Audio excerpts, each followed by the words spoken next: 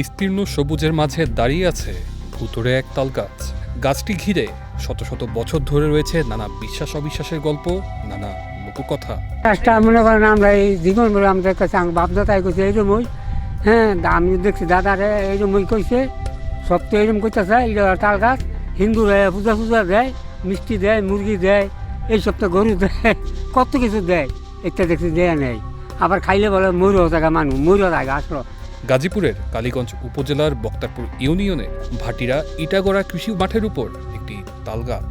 স্থানীয়রা বলছেন প্রায় ৬০০ বছরের পুরনো এই তালগাছ এখন ঐতিহ্যের রূপ নিয়েছে। প্রতিদিনই দূর দূরান্ত থেকে মানুষ আসেন এই গাছটি দেখতে।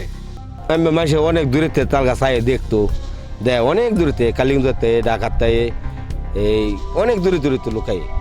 বিকাল হইলে আমার আসরের পরে হইলে লোকাই একের বই বইরা থাকে, লোকাই তাল গাছ দেয়। আবার হিন্দুরা পূজা করে, মিষ্টি লয়ে মুরুখ সারে, খাসিও মতো সারে।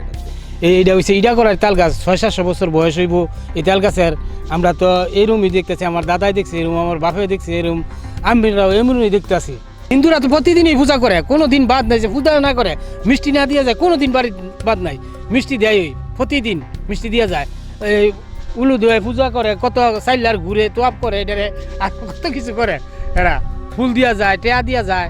লোকমুখে প্রচলিত আছে নানা কল্পকথা, অশরীরী গল্প, আর সে সাথে রয়েছে লোকগাথা।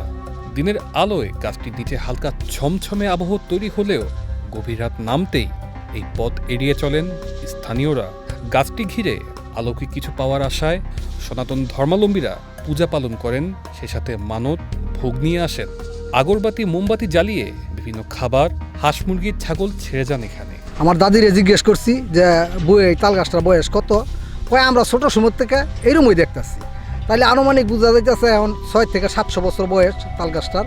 আগে এই তাল গাছের মাঝে আগে কিন্তু এই রাস্তাঘাট ছিল না, তাল গাছের এমুরে আরেকটা থম্পা ছিল, এটা দুইটার মাঝ দিয়ে রাস্তা ছিল।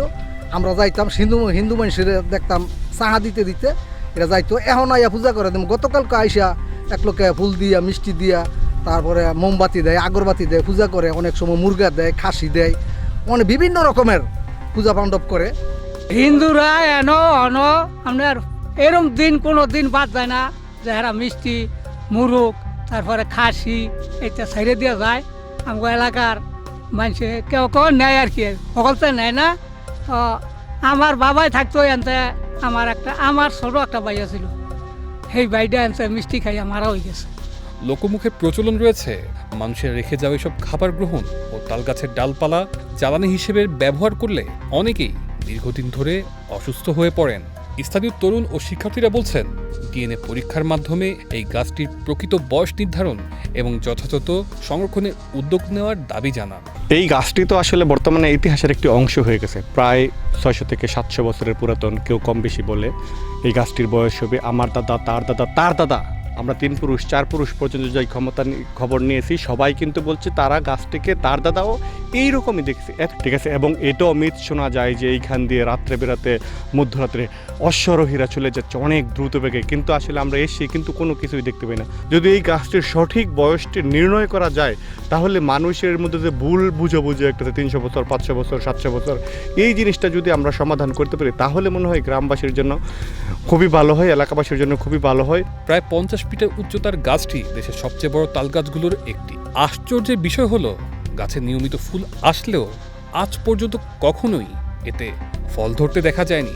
এই তালগাছকে কেন্দ্র করে আশেপাশে কৃষিজমির ১০১টি আলাদা আলাদা নাম রাখা হয়েছে। তানজিলুর রহমান তুষার, বৈশাখী সংবাদ।